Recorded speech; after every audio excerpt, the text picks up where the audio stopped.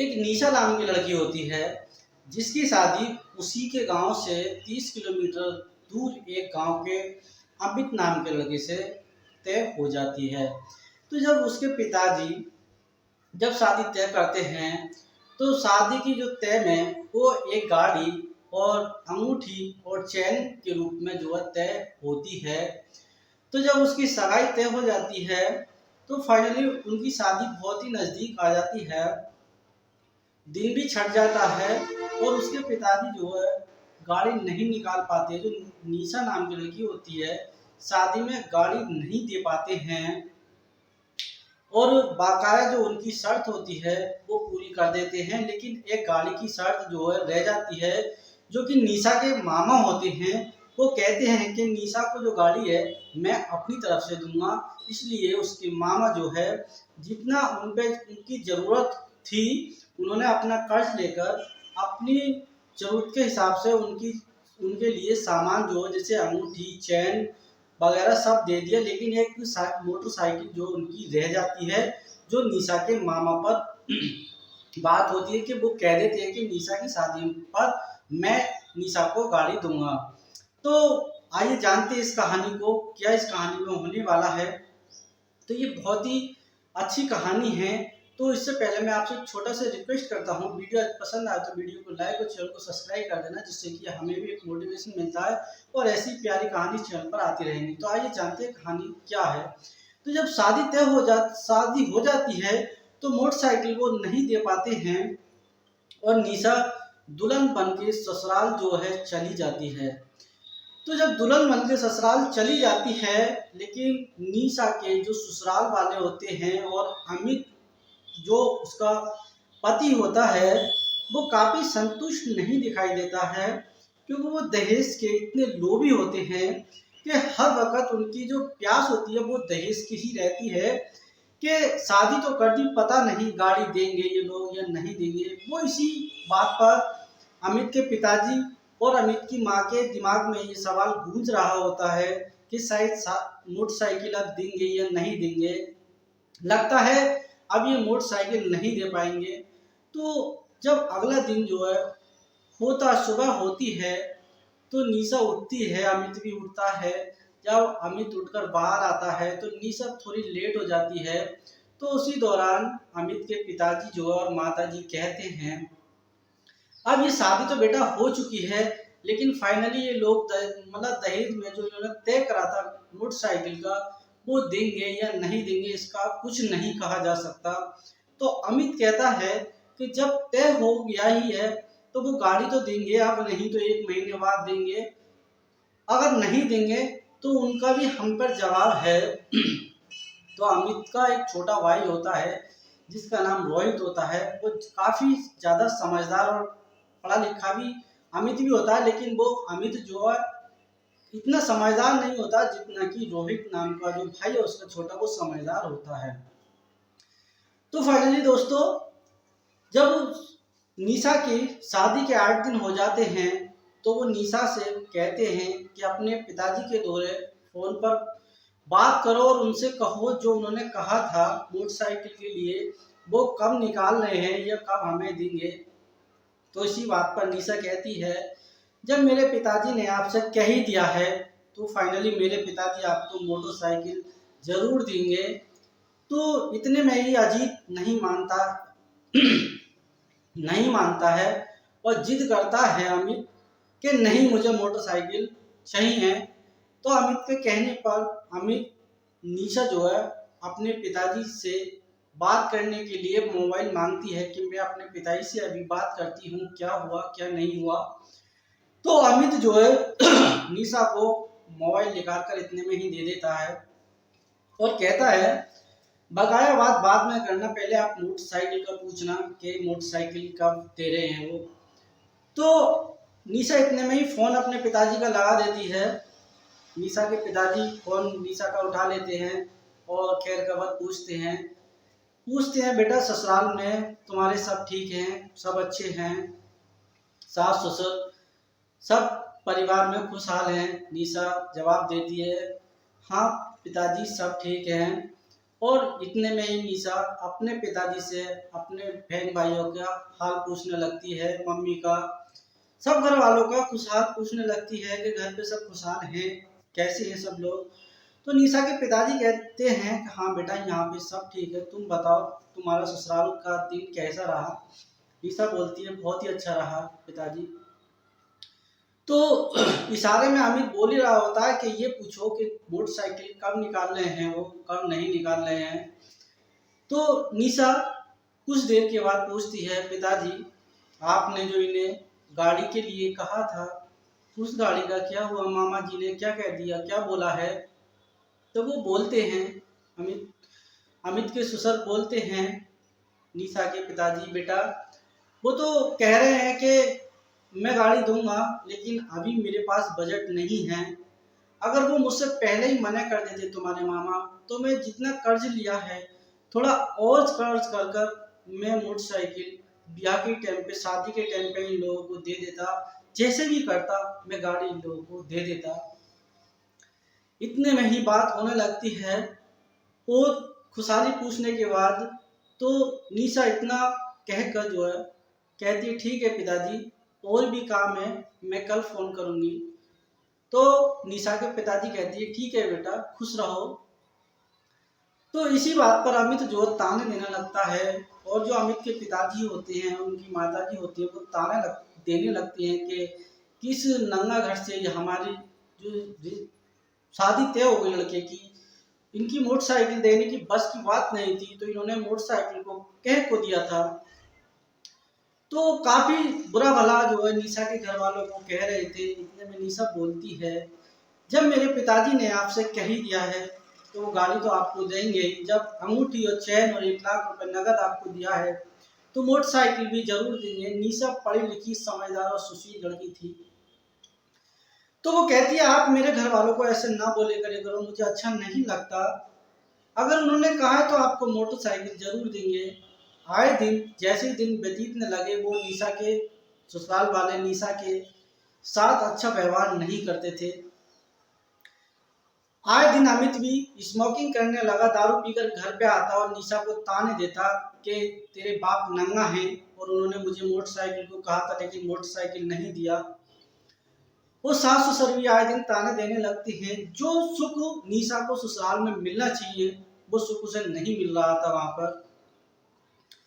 पिताजी का फोन आता और वो एक झूठी मुस्कान के साथ हंस जाती थी, क्योंकि वो चाहती थी कि शायद पिताजी को इस बात का पता ना लगे कि मैं यहाँ पे किस तरह से ये मेरे साथ लोग व्यवहार कर रहे हैं। वो धीरे धीरे सारा काम उठाने लगती है, किचन से लेके झाड़ू पोछा तक करने लगती है कि शायद ये लोग मुझे सम्मान देने लगे। वो सारा काम करने लगती है, किसी से कोई काम नहीं कराती, ना सास से ना नंद से। और फाइनली पूरा काम वो अपना अकेले ही करती रहती है, क्योंकि वो समझदार लड़की होती है। तो फिर इतने में ही उसके सास ससुर के ताने ज्यादा ही बढ़ते चले जाते हैं। तो फिर अमित जो है एक दिन ज्यादा ड्रिंक पीकर आ जाता है और निशा को मारने लगता है। जब कोई नहीं बचाता है तो अमित का जो छोटा भाई होता है रोहित, वो वहां पर आता है और वो कहता है, कैसे लोग हो आप, मतलब किसी का सम्मान नहीं जानते, आप ड्रिंक पीकर आए हैं, भाभी ने कोई गलती भी नहीं की है, उन्होंने पूरे दिन काम में लगी रहती हैं, खाना ही पकाती हैं आपके लिए, कपड़े भी धोती हैं, बर्तन भी, सारा कुछ करती रहती हैं, फिर भी आप ड्रिंक कर कर भाभी को क्यों मार रहे हो। अगर बात तो दहेज की है, मोटरसाइकिल की, तो आप खुद ले लो, अगर इतनी ही आपको जरूरत है तो आप खुद ले लो ना। तो इतने में ही जो है रोहित की माँ बोलती है, तू बहुत पक्ष ले रहा है, अगर तुझे इतना ही वो आ रहा है तो तू पैसे कमा कर हमें मोटरसाइकिल दे दे। तो वो कहता है, आपके पास क्या नहीं है, पैसे नहीं है, क्या नहीं है, क्यों सता रहे हो भाभी को, कितनी अच्छी भाभी है, आपको सारा चीज कितना ऐसो आराम दे रही है, लेकिन आप लोग किसी का सम्मान नहीं जानते। तो इतने में ही रोहित जो है निशा को समझाता है, प्लीज भाभी आप पढ़ी लिखी शिक्षित हो, इन लोगों की बातों में नहीं आना, वरना ये लोग आपकी जीना हराम कर देंगे। निशा कहती है, कोई बात नहीं भैया। तो फिर जो है अमित कहता है कि अभी बात करो और अपने पिताजी से पूछो कि मुझे मोटरसाइकिल अभी चाहिए। तो फाइनली निशा फिर अपने डैडी का नंबर लगाती है 15 दिन के बाद। 15 दिन उसकी सगाई शादी को बीत जाते हैं तो नंबर लगाती, फिर कहती है डैडी क्या हुआ गाड़ी का। उसके पिताजी बोलते हैं बेटा गाड़ी का बंदोबस्त तुम्हारे मामा ने मना कर दिया, बोले मेरे पास अभी नहीं हो पा रहा। बेटा मैं कहीं से करूं इन लोगों को, जब तुम आओगे यहाँ पे 1 महीने के बाद, जब मैं आपको बुलाकर लेके आऊंगा, जब ये फिर दोबारा आपको बुलाने आएंगे तो उस टाइम पे मैं इन्हें मोटरसाइकिल जो दे दूंगा, कहीं से भी कर्ज पानी करके मैं इन्हें मोटरसाइकिल दे दूंगा। लेकिन उन लोगों के अंदर रहम नाम का कोई शब्द नहीं था, क्योंकि वो बच्चे के नहीं, बीवी के नहीं, मतलब एक बहू के नहीं, सास ससुर, वो मोटरसाइकिल के भूखे थे, दान के दहेज के भूखे थे। तो आए दिन उसे पीड़ित करते रहते थे, गाली देना, और शराब पीकर अमित मारने भी लगता था। तो जब 15 दिन, जब महीना बीत जाता है तो कहता है कि अब अपने पिताजी से बात करो। तो निशा बात करती है, पिताजी कब आओगे मुझे बुलाने के लिए, आप लोगों की बहुत याद आ रही है, आप लोगों को बहुत दिन से नहीं देखा है। तो वो बोलते हैं हाँ बेटा 1 महीने का वायदा हुआ था समझी जी से कि 1 महीने के बाद हम बुलाने आएंगे। आएंगे बेटा, 1 महीना आपको बीत गया, मैं आपको बुलाने के लिए आऊँगा। तो निशा इसी बात पर बोलती है पिताजी थोड़े फल और मीठा ज़्यादा ले आना। तो वो कहती है बेटा ठीक है मैं सही ले आऊँगा। तो कपड़े पहनकर वो तैयार हो जाती है और निशा को बुलाने के लिए चल देते हैं। निशा ससुराल में, जब निशा की ससुराल में वो पहुंचते हैं तो सब लोग सोफे पर बैठे होते हैं लॉबी में। तो निशा आती है दौड़कर और अपने पिताजी के गले लग जाती है। निशा के पिताजी निशा की ऐसी हालत देखकर, मतलब ना उसके गले में जेवर है ना मांग भरी हुई है, एक जो सुख मिलना चाहिए एक बेटी को लिए वो सुख नहीं है ससुराल में, तो वो अंदर ही अंदर उनके दिमाग में क्वेश्चन आ जाती है कि बेटा ऐसा क्यों। तो इतने में जवाब देती है निशा पिताजी यहाँ चोरी का माहौल ज़्यादा चल रहा है, इसलिए मैंने ज़्यादा गहने पहनना पसंद नहीं है, सादा सिंपल ही मैं यहाँ पर रहती हूँ। तो बेटा कोई बात नहीं, आपने गहने नहीं पहने हैं लेकिन आप थोड़ा श्रृंगार तो कर लेती। लेकिन उन्हें नहीं पता था कि निशा की जिंदगी में कैसा मोड़ आया हुआ है, उन्हें नहीं पता था कि निशा की जो शादी है वो गलत लोगों के साथ हो गई है।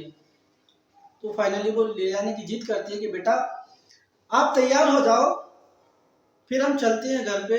इतने में ही अमित के पिताजी आ जाते हैं और वो कहते हैं समझी साहब जो मोटरसाइकिल की आपने बात करी थी वो कब दे रहे हो आप, मतलब अमित के दोस्त जो वो ताना देते हैं और अमित को ये अच्छा नहीं लगता। तो वो कहते हैं समझी जी आप जब बुलाने के लिए आएंगे तो मैं इन्हें मोटरसाइकिल जरूर दूंगा, चाहे कैसे भी दूं, मैं मोटरसाइकिल इन्हें जरूर दूंगा। तो हंसी खुशी से वो कहते हैं बेटा तैयार हो जाओ मैं आपको लेने के लिए आया हूँ। निशा इस बात पर जवाब देती है पिताजी मैं तो बहुत ही देर से आप तैयार थी। तो पिताजी बोलते हैं बेटा आपकी नई शादी, अगर आप ऐसे जाओगी तो लोग बात क्या कहेंगे, मान लो ऐसा है एक ही पेड़ उछला हुआ हो, हरिया अभी बसंत ऋतु आई हो और वो अभी उजड़ गया हो, ऐसा उसका हाल था निशा का। बेटा कुछ तैयार कपड़े गहने वगैरह। तो निशा अपनी सास से कहती है मम्मी मुझे गहने दे दो पहनने के लिए, मैं वहां से आने के बाद आपको सारे लौटा दूंगी।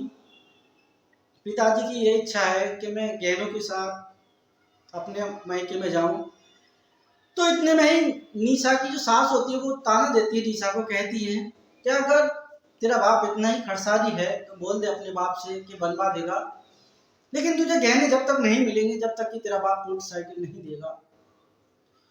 तो निशा कहती है मम्मी प्लीज आप ऐसा क्यों बोलती हो, जब पापा ने आपसे कह दिया है तो आप पापा कहीं से भी दें आपको गाड़ी जरूर देंगे। तो कहते हैं नहीं आपको गहने नहीं मिलेंगे, आप ऐसी जा सकती हो। तो निशा के जो पिताजी होते हैं बहुत अफसोस के साथ वो कहते हैं बेटा पहले तैयार क्यों नहीं हुई। तो निशा बोलती है पापा जैसी मैं तैयार बहुत देर से बैठी हूँ, मैं आपसे बोल रही थी चलो मैं चलती हूँ। तो इतने में ही जो है निशा के पिताजी ऐसे ही निशा को लेकर चल देते हैं। निशा जैसे ही घर पहुंचती है तो वो अपने ससुराल का सारा हाल जो है अपने घर वालों को बताती है कि मुझे गाड़ी के लिए वो ताना देते हैं लोग और बहुत बुरे शब्द कहते हैं और मेरे साथ अच्छा व्यवहार नहीं करते हैं। इसी बात पर निशा के पिताजी का गुस्सा बढ़ जाता है और वो रिश्ते को निभाने के लिए उस गुस्से को पी जाते हैं और वो कहते हैं कि बेटा जब यही बात है तो मैं उन्हें गाली भी दूंगा, चलो मैं किस्त पर कराकर अपने नाम और गाड़ी निकाल दूंगा और उन्हें दे दूंगा। तो वो किस्त पर गाड़ी निकाल कर ले आते हैं और अमित के पास फ़ोन करते हैं कि अब आप आ जाइए बुलाने के लिए और आपकी गाड़ी भी निकाल ली है। तो जब वहाँ पर अमित खुश हो जाता है कि गाड़ी निकाल दी है, अपने पिताजी से बोलता है पापा मैं बुला लाऊं, तो उसके पिताजी बोलते हैं जब गाड़ी निकाल दी तो जाओ बेटे बुला के लेके आओ। और अमित चलाया था निशा को बुलाने के लिए। निशा को बुलाने के लिए जाता है तो वो पहुंच जाता है और मोटरसाइकिल की चाबी देते हुए जब वो विदाई का टाइम होता है तो कहते हैं ये लो बेटा ये मोटरसाइकिल की चाबी है, आपकी जो डिमांड थी वो पूरी हो गई। तो अमित कहता है हाँ ठीक है। तो निशा को लेकर वहाँ पर चल देता है। अब जब निशा को लेकर अपने घर आता है तो उनका बिहेवियर जो है फिर भी अच्छा नहीं होता है, क्योंकि वो निशा को एक भैंस दे देती है लेकर और काफ़ी काम धंधे में जो खेती में भी भेजने लगते हैं खेत में काम करने के लिए। निशा की स्थिति को वो बहुत लोग अच्छी तरीके से बिगाड़ देती हैं, मतलब वो संतुष्ट नहीं हो पाते हैं। उस दहेज में भी उन लोगों का मन पेट नहीं भरता है और फाइनली जो है निशा को जो है घर का कामकाज में ज़्यादा सौंप देती है। उसे उसकी शरीर जो है निशा का काफ़ी ज़्यादा दुर्बल हो जाता है। काफ़ी टाइम हो जाता है, 1.5-2 महीने बीत जाते हैं। जब वीडियो कॉल आता है तो वो अपने घर कमरे में आकर वीडियो कॉल बात करती है और एक झूठी मुस्कान के साथ हंस देती है। पिताजी बोलते हैं बेटा कैसी दुबली हो रही हो आप। तो उसके पिताजी सोचते हैं शायद वहाँ का पानी निशा को सूट नहीं कर रहा हो, नहीं है, शायद मन ना लग रहा हो इसलिए ऐसा हो रहा हो। लेकिन उन्हें नहीं पता था कि निशा के साथ कैसा व्यवहार हो रहा है वहाँ पर। तो फिर अचानक में ही निशा के पिताजी एक दिन उसकी ससुराल आते हैं तो निशा को देखते हैं कि हाथ गोबर में सने हुए हैं, ना कोई मेकअप हुआ है और खांसी भी हो रही है और शरीर बहुत पतला हो गया है। तो निशा अपने पिताजी को अचानक आते हुए देख एकदम शॉक्ड हो जाती है कि पिताजी अचानक कैसे आ गए। जब शॉक्ड हो जाती है तो बोलती है पिताजी कैसे आ गए। तो निशा को देखकर उसके पिताजी जो आग बबूला हो जाते हैं और वो डायरेक्ट अपने समधी के पास जाते हैं और वो बोलती हैं समधी ये क्या बात है समधी जी, निशा की हालत कैसी है, वो बीमार भी है और आपने दवाई भी नहीं दिलवाई और उसके हाथ गोबर में सने हुए हैं, कैसी मतलब ऐसे कैसे काम पे लगा दिया है आपने। तो इतने में ही अमित अपने रूम में निकल कर आता है, ना नमस्ते ना राम नाम कुछ नहीं करता और कहता है अगर ये खाएगी नहीं तो करेगी क्या, मतलब ससुराल में फ्री की रोटी तोड़ेगी क्या। तो कहते नहीं बेटा मेरा कहने का वो मतलब नहीं है, हर बेटी काम करती है लेकिन इसकी तबीयत खराब है, इसे कैसे काम पे कैसे कहाँ पे इसका शरीर कैसा हो रहा है, शादी हुई थी ये कैसी लड़की थी। तो अमित इतने में ही उल्टा बोल जाता है कि अगर आपको ज़्यादा रहम आ रहा है तो आप खुद इलाज करा लीजिए।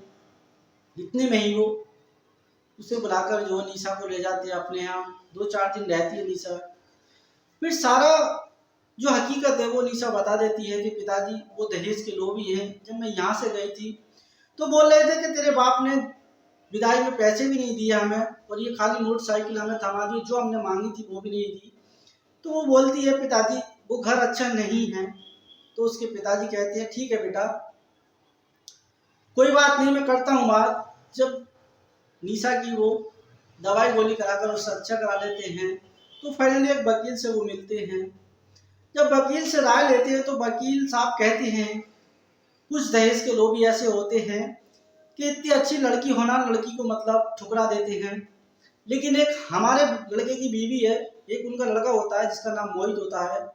क्या हमारे लड़के की बीवी थी वो इतनी तेज थी इतनी नालायक थी कि वो हमारे लड़के को मरवाने की धमकी दे दी थी और ना कोई काम करती थी ना कुछ और वो अनशन बातें करती थी और बड़े मुश्किल से हमने 20 लाख रुपए देकर उससे तलाक लिया है, दिलवाया। हमारा लड़का एक पढ़ा लिखा अच्छा होना लड़का है और इसे इतनी बेकार बीवी मिली।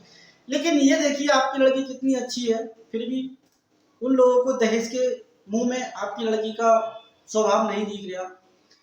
तो वो कहते हैं हाँ वकील साहब क्या करना है अब। तो वो अपने बेटे से कहते हैं बेटा रोहित जाओ इन्हें चाय नाश्ता करा लाओ और इनका फोटो ले आओ खिंचवा कर। तो इतने में रोहित कहता है पिताजी फोटो वाला ये है और ये फोटो आप 2 मिनट में दे देगा। बोले बेटा आपसे जो कहा है वो कहो, क्योंकि वकील साहब को लड़का तलाकशुदा था, डिवोर्स हो गया था उसका भी। वकील साहब को लड़की का नेचर अच्छा लगा, वो अच्छे लोग लगे, तो वकील साहब के मन में भावना आ गई कि बेटी बढ़िया है, क्यों ना मैं इसकी शादी जो है अपने लड़के के साथ करा दूं। ये उनके दिमाग में ख्वाब आ गया।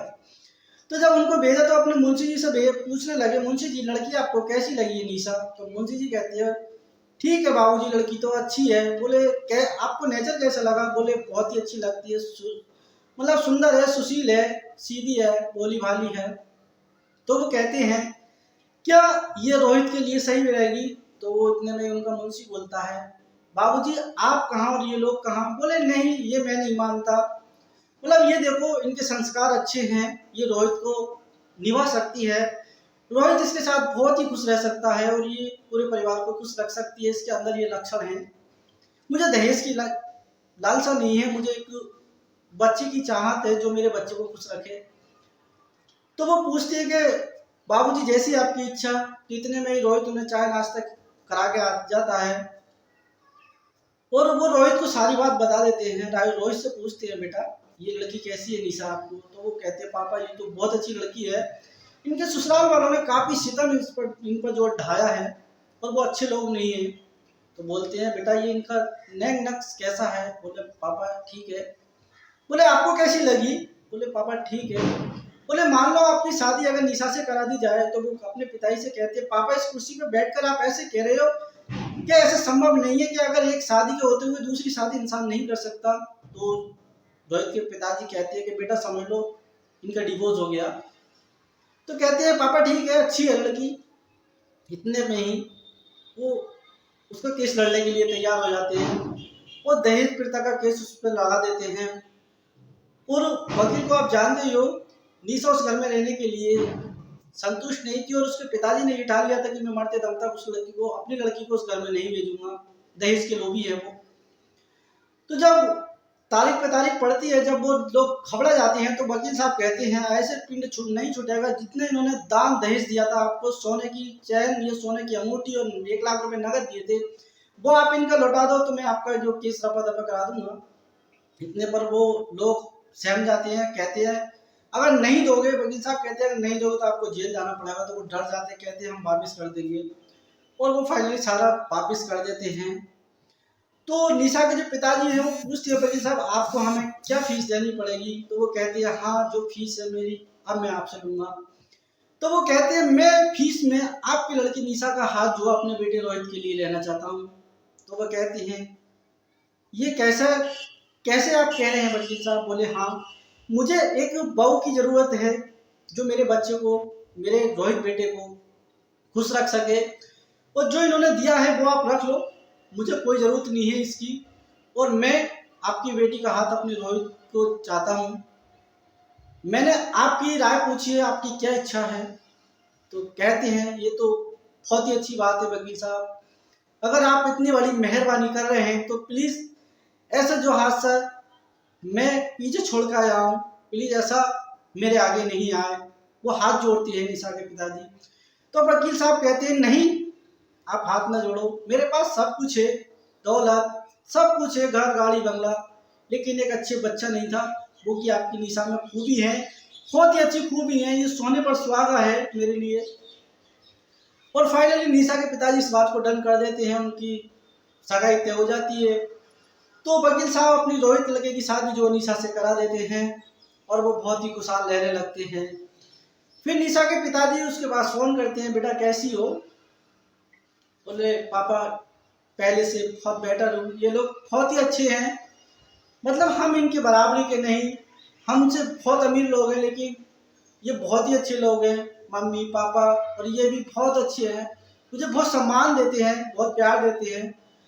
तो निशा के पिताजी समझाते हैं बेटा जब आपको ये लोग सम्मान देते हैं, आपको बहू का दर्जा देते हैं, तो आप भी इन्हें सम्मान देना बेटा, कभी कोई कमी महसूस ना होने पाए इनकी सेवा में। तो निशा बोलती है पिताजी मैं आपका नाम हमेशा रोशन करूंगी कि आपकी एक अच्छी बेटी हूं मैं, आपने जो आशा मुझसे रखी है मैं उस पूरी आशा पर खरी उतरूंगी। और मैं इन्हें पूरा प्यार दूंगी जो कि एक बहू सास ससुर को और पति को जो देती है।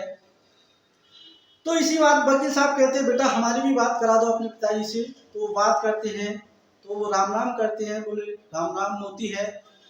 दुआ सलाम के बाद वो एक दूसरे का खुशहाल पूछते हैं, बोले बहुत ही अच्छी है। तो वो कहते हैं निशा के पिताजी, बोले हमारी बेटी कैसी लगी आपको? तो वो कहते हैं आपकी बेटी हीरा है और मुझे ऐसे ही हीरे की तलाश थी, जो मुझे मेरे घर में हीरा मिल गया और मेरा घर छमछमा गया। तो दोस्तों कहानी आपको कैसी लगी कमेंट में जरूर बताना। अगर ऐसी कहानी आप देखना पसंद करती है तो वीडियो को लाइक और चैनल को सब्सक्राइब कर देना। और इन दोनों का खुशहाल जीवन बीत गया और निशा ऐसे लोगों से भिड़ियों जो दहेज के प्यासे थे उनकी वहां से बच गई और एक अच्छी जगह पहुंच गई।